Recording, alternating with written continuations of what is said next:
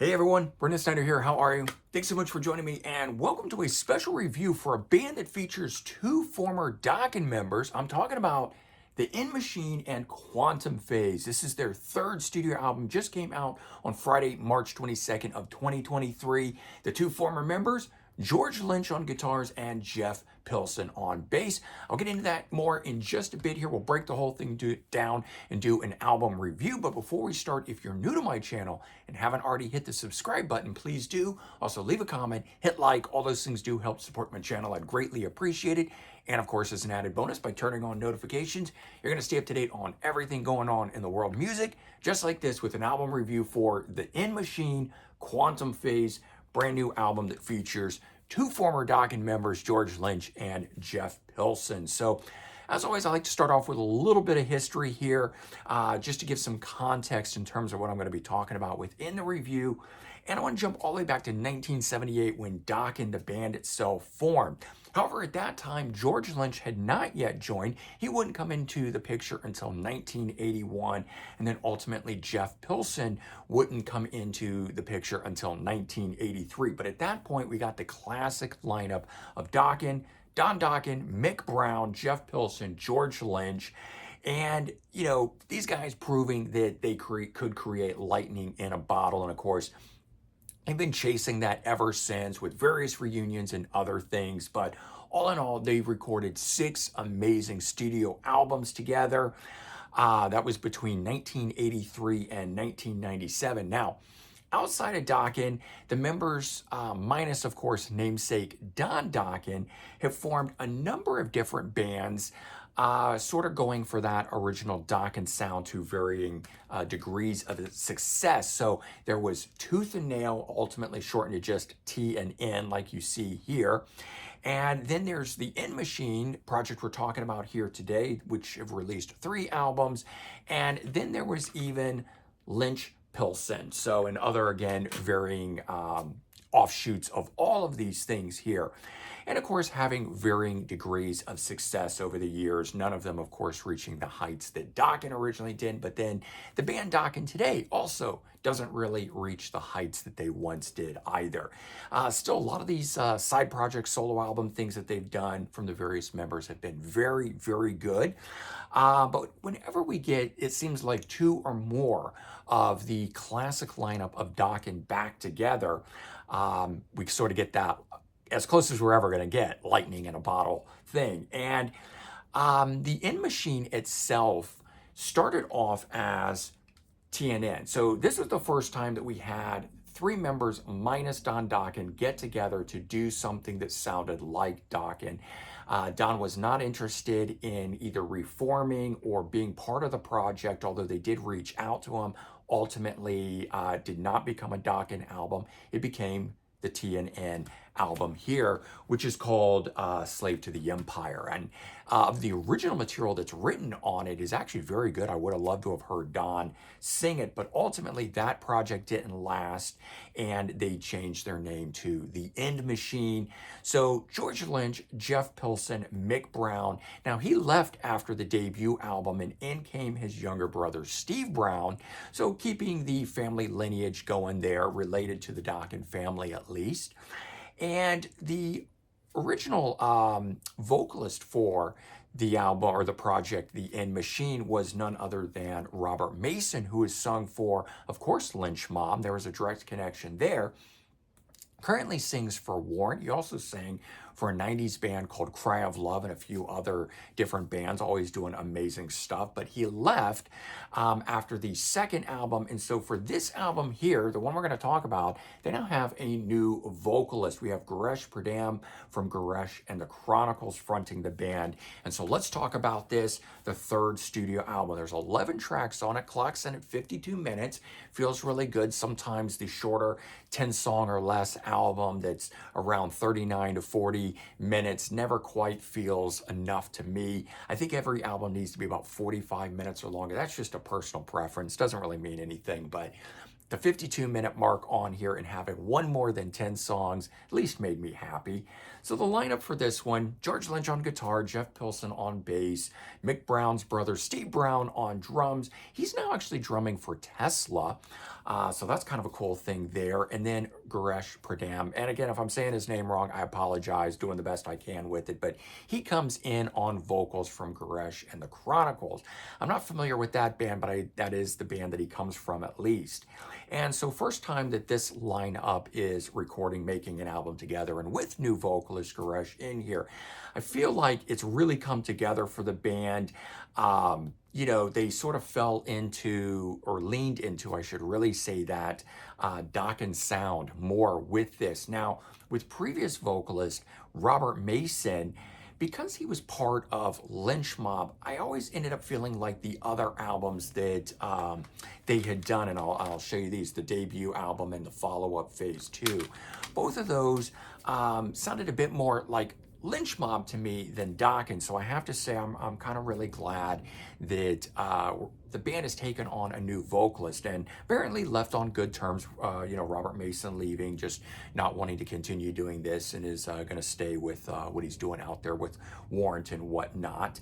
And the thing was, with the End Machine, when they first started, having Mick Brown, who played with Lynch Mob, George Lynch, of course, Lynch Mob, having Robert Mason on the second album. That's when he came in and sang for the band with Lynch Mob. And Jeff Pilson even played with Lynch Mob at various times. Never recorded with them, I don't think, but definitely toured with them. So you really had 4 members of Lynch Mob, more members of Lynch Mob than you did Dokken. And I don't know why they didn't just call it Lynch Mob.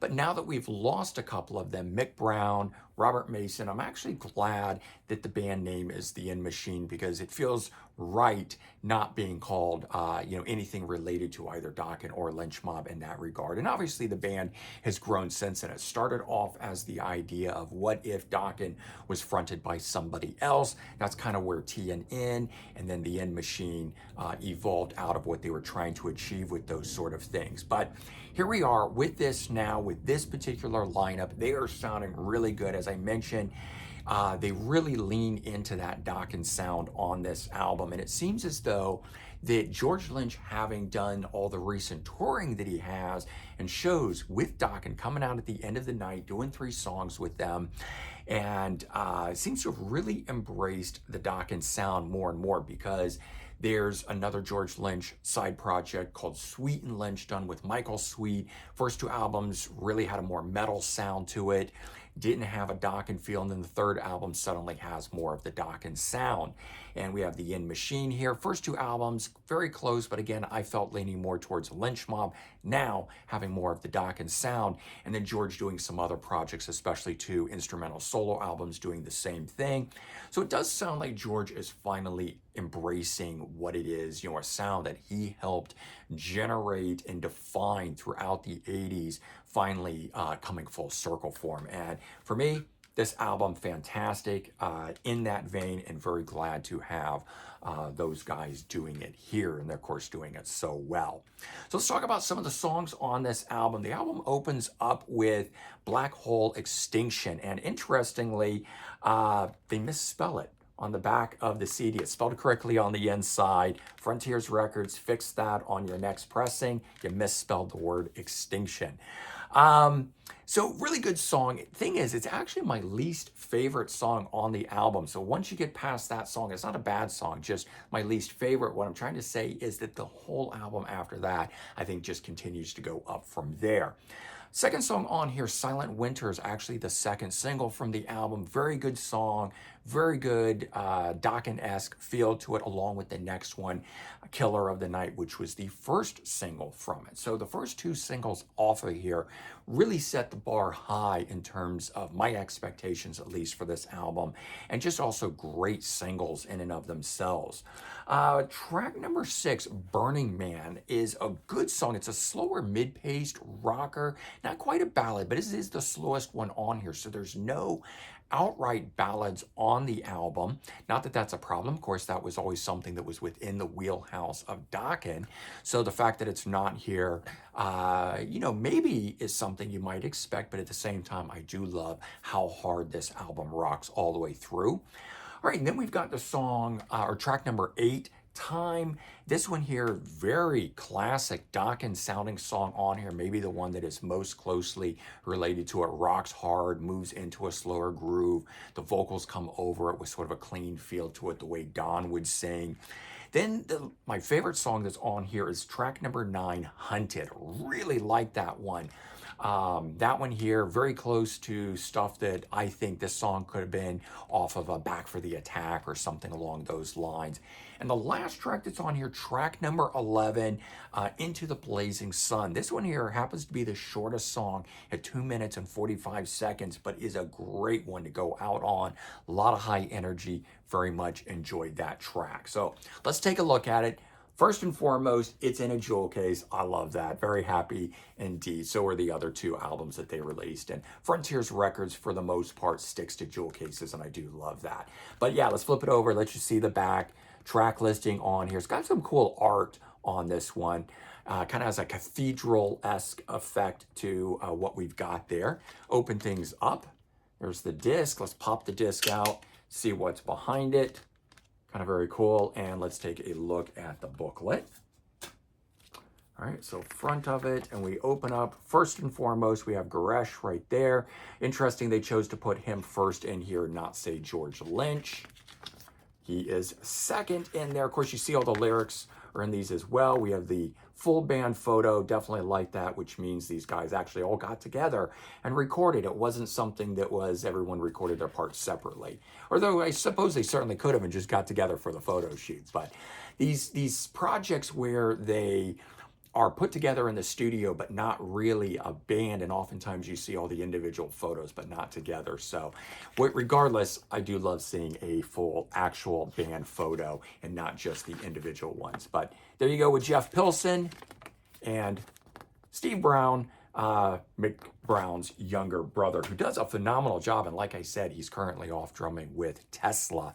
So that's a very cool thing for him as well. He kind of, in my opinion, came out of nowhere. I don't know what he was doing for all the number of years that he's been around drumming, but all of a sudden he joins this band here and then takes over in Tesla. And I've seen him popping up in different places. So he's kind of becoming the it drummer, which is very, very good to him. Congrats, certainly. So bottom line on this album here, I think it just delivers in so many levels. It leans into the classic Dokken sound, which I like, but it doesn't rip it off. And to me, that's a key thing. It doesn't sound like we're listening to Dokken 2.0. It sounds fresh for what it is. Guitar-wise, George Lynch is soloing all over the place. It's fantastic. It's not lacking in any way in terms of the solos that we would want from him. Jeff Pilson, certainly amazing what he does, and then the co-writes of everything, but he produces the album, and I think he does a fantastic job at that, bringing that side, which is something that he's always excelled at. And we've got new vocalist George Pradam joining in here, and I think he's a welcome addition. He's making an already amazing band even better, in my opinion, and I actually appreciate hearing someone that doesn't immediately make me think of, say, Lynch Mob with Robert Mason. He has a very distinctive vocal style that is turned up in these other bands, and I always have a hard time getting past the bands that he has come from when I hear him. So it is nice here, I think, to get George doing this, and I think he's got an interesting vocal style, and certainly he has been turning up in a lot of different places. But a really solid new album for any Dokken, Lynch Mob, or George Lynch fan. I would highly recommend checking this album out and seeing what you think. But there you go, brand new. The End Machine. Hopefully you enjoyed the review of the Quantum Phase, their third studio album that just came out on March 22nd of 2024. Let me know your thoughts on it. If you haven't already checked it out, go check it out and then come back and let me know your thoughts. All right, everyone, take care. Have a good one, and I'll talk to you real soon. Bye-bye.